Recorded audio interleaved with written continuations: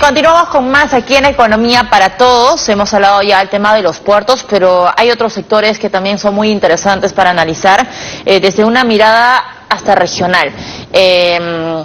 Que tiene que ver, por supuesto, con el tema de Tía María, y nos referimos a Arequipa. Carlos Gallardo, gerente general del Instituto Peruano de Economía, está con nosotros para analizar un poco el impacto que va a tener este proyecto, ¿no? En el tema, a ver, para la disminución de pobreza, el tema de la inversión pública, no sé, podemos hablar también un poco de recaudación, pero también las inversiones mineras que se están cocinando en Arequipa, porque Tía María es lo que ha sido noticia ahora, pero se vienen más cosas. Carlos. Sí, este es uno de estos proyectos que tenemos ya hace buen tiempo, ¿no? Y que debieron haber iniciado operaciones hace buen tiempo y que nos llevan como a analizar, ¿no es cierto?, qué oportunidades vamos perdiendo en el camino por los proyectos que se van retrasando y no salen a tiempo. Vemos desde el IPE como una oportunidad que pueda salir adelante Tía María en términos del entorno de confianza que pueda generar para las inversiones mineras, que son de las más relevantes para el Perú, considerando que en Arequipa hay otros proyectos también relevantes como Zafranal, con fecha de inicio para de aquí a algunos años, y lo mismo con Pampas del Pongo, ¿no? Entonces se van normando como una suerte de cinturón de proyectos mineros importantes que podría representar más de 5.000 millones de dólares de inversiones en los próximos años en la región, ¿no? Para darte una idea,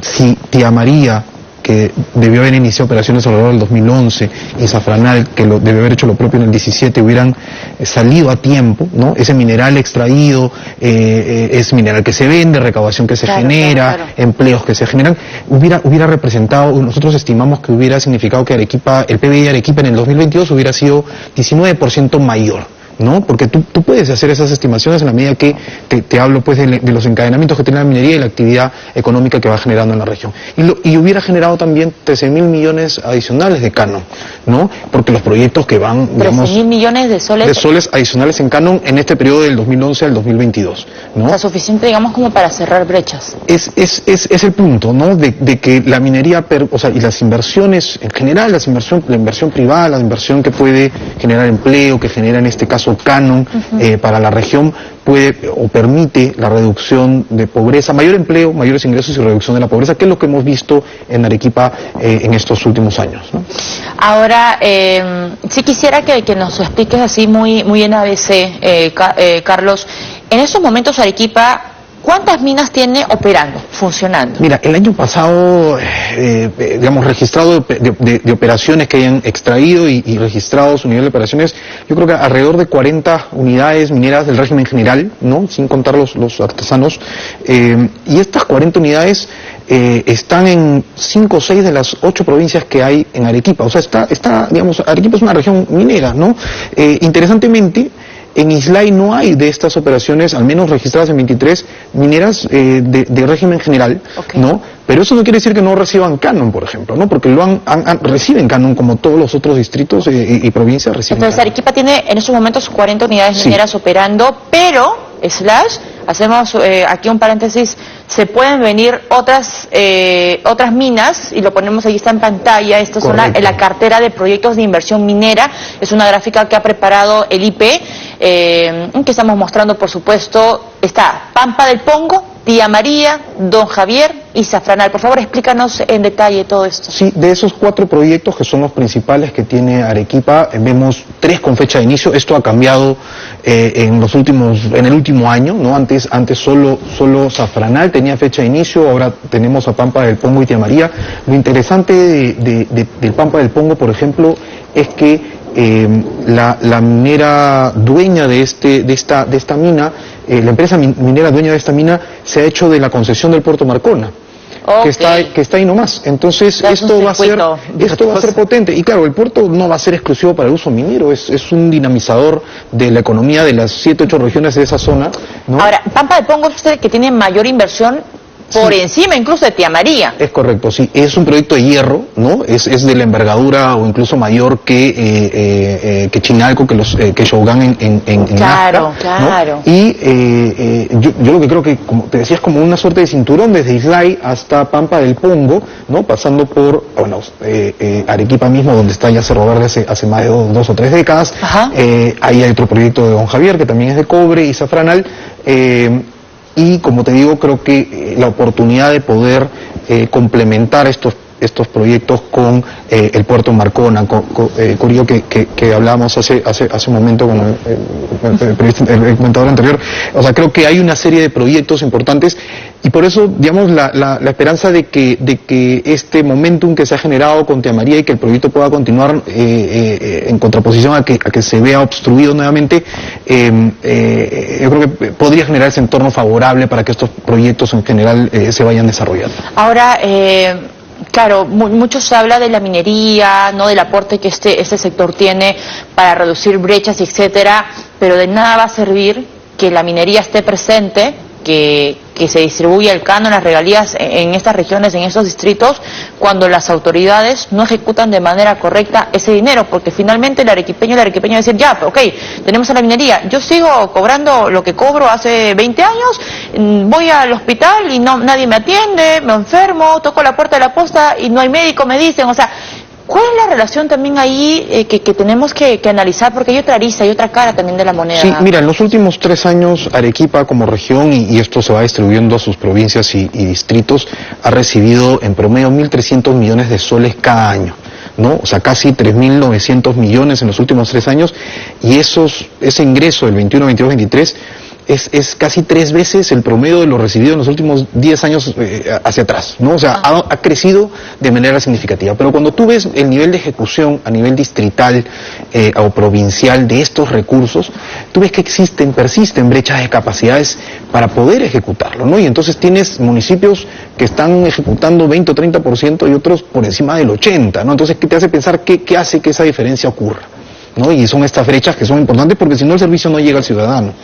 Y el tema de la pobreza, ustedes también han analizado y han compartido un gráfico con nosotros, a ver si lo ponemos en pantalla para poder analizarlo juntos, esto que tiene que ver con la tasa de pobreza. Sí, en columnas verdes, ¿no? Podemos ver que hacia el 2004 los niveles de pobreza en Arequipa eran del 40%, esto llega a un nivel mínimo en el 2019 de 6%, y hoy está en esa fase todavía de recuperación con algo de retraso de esos niveles de pobreza, pero aquí el punto, y bueno, y en línea roja está el PIB per cápita, los ingresos de las personas. Yo creo que lo importante, y por eso te traía este gráfico, es que, o sea, veo muy difícil argumentar, ¿no? Porque, digamos, partiendo de la premisa que más inversión genera más empleo, más ingresos y reduce la pobreza, yo creo que es bien difícil argumentar que esta evolución vista en Arequipa en los últimos 20 años no se deba en buena parte a la inversión minera de las actividades mineras que te iba comentando, que tiene presente con Cerro Verde a la cabeza sin duda, pero hay otras unidades mineras en la región. Es una realidad, digamos, que la reducción de la pobreza se debe en gran parte a la minería en Arequipa.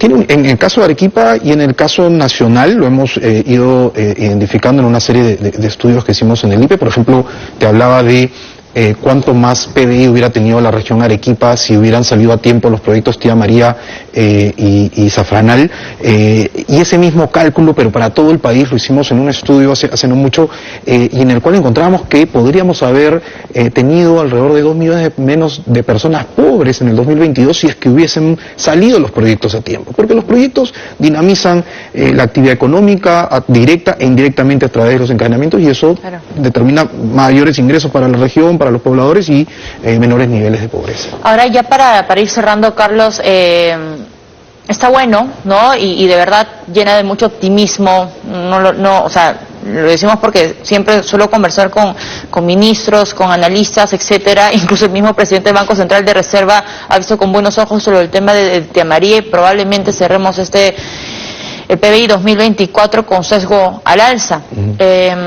Pero creo que no podemos dejar de lado y no podemos dormirnos en los laureles cuando tenemos el tema de la minería ilegal soplándonos en la oreja todo el tiempo. O sea, tenemos lo de Patás, reportamos hace poco también nuevamente en La Libertad, en Madre de Dios.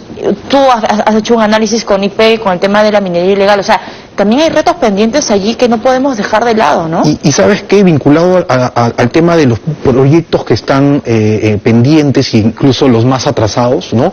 Digamos, Arequipa, Cajamarca, Piura, La Libertad, y que son regiones que tienen proyectos atrasados, que debieron entrar en operaciones, y que digamos están atrasados en algunos casos por esta conflictividad social, el rechazo que puede dar la ciudadanía, y lo que vamos viendo es que en estas zonas no es que no hay minería, no es que la población reclamó que no hubiese proyectos y ahora es un valle y no hay minería. Lo que hay es minería ilegal, lo que hay es indicios de que ya hay presencia de minería ilegal, por ejemplo en Conga, por ejemplo en Arequipa, en varias de los distritos donde hemos visto que van a desarrollarse proyectos. Entonces, creo que el reto más grande para el Estado es que ahí donde no se está desarrollando minería formal, ¿no es cierto?, se empieza a desarrollar minería ilegal y no la estamos combatiendo como deberíamos. Hay una serie de estrategias en las cuales estamos rezagados. Ahora está en debate el reinfo y esta nueva ampliación al 2027, o sea, vamos a seguir medio entrampados en esto, y hemos visto minería ilegal en el oro, es lo que conocemos en los últimos 20 años, pero ya hay indicios también de minería ilegal en cobre, ¿no? Entonces no hemos terminado de resolver un problema,